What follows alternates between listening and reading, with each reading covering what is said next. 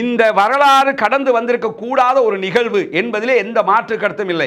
எங்களுடைய அத்தனை உறவுகளும் ஒரே நாளுக்குள்ள துரத்தி அடிக்கப்பட்டார்கள். தங்களுடைய சொத்துக்களை விட்டுவிட்டு தாங்கள் அவ்வளவு காலம் கஷ்டப்பட்டு உழைத்த அத்தனையும் விட்டுவிட்டு அவர்கள் வெளியேற வேண்டி இருந்தது. ஆனாலும் அந்த கசப்புணர்வு, அந்த மிகப்பெரிய கொடூரமான ஒரு சம்பவம் நடந்திருந்தாலும் பின்னாட்களில் சமாதான பேச்சுவார்த்தைகள் நடைபெறுகிற போது விடுதலை புலிகளுடைய தலைவர் வேலுப்பிள்ளை பிரபாகரனும் அன்டன் பாலசிங்கம் அவர்களும் கலந்து கொண்ட குறித்த நிகழ்வை நீங்க எடுத்துக்கிட்டீங்கன்னா அதுல பகிரங்கமாகவே அவர்கள் அதற்கு மன்னிப்பு கேட்ட காட்சியை நம்ம காண முடியும். முஸ்லிம் சகோதரர்களுக்கு கடந்த காலத்தில் நிகழ்ந்ததை பற்றி விடுதலை புலிகளில் வாழும் தமிழருக்கு தமிழ் தேசியத்தில் என்ன இடம் கிடைக்கும் என நீங்கள் கூற விரும்புகிறீர்கள்? இதை பற்றி தலைவரின் கருத்தை நாங்கள் கேட்க விரும்புகிறோம். அதாவது தலைவரின் கருத்து எனது கருத்து ஒன்றுதான். அதாவது I who made an apology to the Islamic people or the Muslim people that what has happened in the past has to be forgotten, and we are willing to talk to them and resolve their problems of the Muslim people. மன்னிப்பு ஏன் கேட்குறாங்க? நடந்தது பிழைங்கிறதுனால தானே கேட்குறாங்க. குறிப்பாக ஒரு பத்திரிகையாளர் என்ன சொல்லுவாருன்னா, அன்டன் பாலசிங்கம் அவங்க பேச ஆரம்பிக்கும் போது, அண்ணா நீங்கள் பதில் சொல்லாதே, அதற்கு பிரபாகரன் தான் பதில் சொல்லணும் அப்படின்னு சொல்லும்போது, நான் பதில் சொன்னாலே பிரபாகரன் சொன்னதை போன்றுதான் என்று சொல்லிவிட்டு பக்கத்திலாம் பிரபாகரன் இருப்பார்.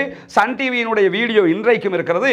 அதில் அவர் பதில் சொல்லுவார். பதில் சொல்லும் போது என்ன சொல்லுவாருன்னா, கசப்பான நிகழ்வுகள் நடந்து விட்டது, அது நடந்திருக்க கூடாது, அதையெல்லாம் நம்ம மறப்போம் மன்னிப்போம் என்று கடந்து போக வேண்டி இருக்கிறது. நான் மலையக தலைவர்களோடு பேச இருக்கிறேன், முஸ்லிம் தலைவர்கள் ரவுஃப் ஹக்கீம் உள்ளிட்டவர்களோடு பேச இருக்கிறோம், அவர்களை வன்னிக்கு அழைக்க இருக்கிறோம், அவர்களை எல்லாம் அழைத்து ஒரு பேச்சுவார்த்தை நடத்தி மீண்டும் யாழ்ப்பாணத்திலிருந்து வெளியேற்றப்பட்ட முஸ்லிம்களை யாழ்ப்பாணத்தில் வந்து குடியேறுவதற்குரிய அவகாசம் எல்லாம் வழங்க இருக்கிறோம் என்று ஒரு நீண்ட பேட்டியாக அவர் அதை சொல்லுவார். இதுல இருந்து நமக்கு என்ன தெரியுது?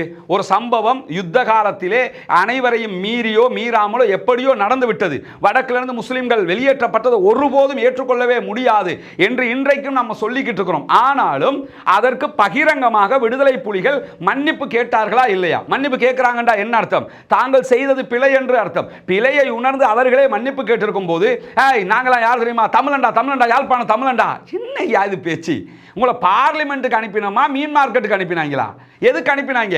அதை போட்டு சொடக்கு போட்டு தமிழண்டா தமிழண்டா, நாங்கெல்லாம் யாழ்ப்பாணம் தமிழண்டான்னா அந்த தமிழ்நாட்டில் பசங்கள்லாம் சொல்லுவாங்களே இங்கிலீஷ் பேசினாலும் தமிழண்டாண்டு, அந்த மாதிரி ஒரு காமெடி பீஸை பார்லிமெண்ட்டுக்கு அனுப்பிட்டீங்களான்னு யோசிக்கிற அளவுக்கு எனக்கு என்ன கவலைன்னா, சுமந்திரன் ஐயா போன்ற ஒரு கற்றறிந்த அறிஞர்கள் பாராளுமன்ற தேர்தலில் புறக்கணிக்கப்பட்டு அங்கிருந்த பல தலைவர்கள் புறக்கணிக்கப்பட்டு இந்த மாதிரி ஒரு பீஸு பார்லிமெண்ட்டுக்கு வந்திருக்குது என்று யோசிக்கும் போது ரொம்ப கவலையாக இருக்குது.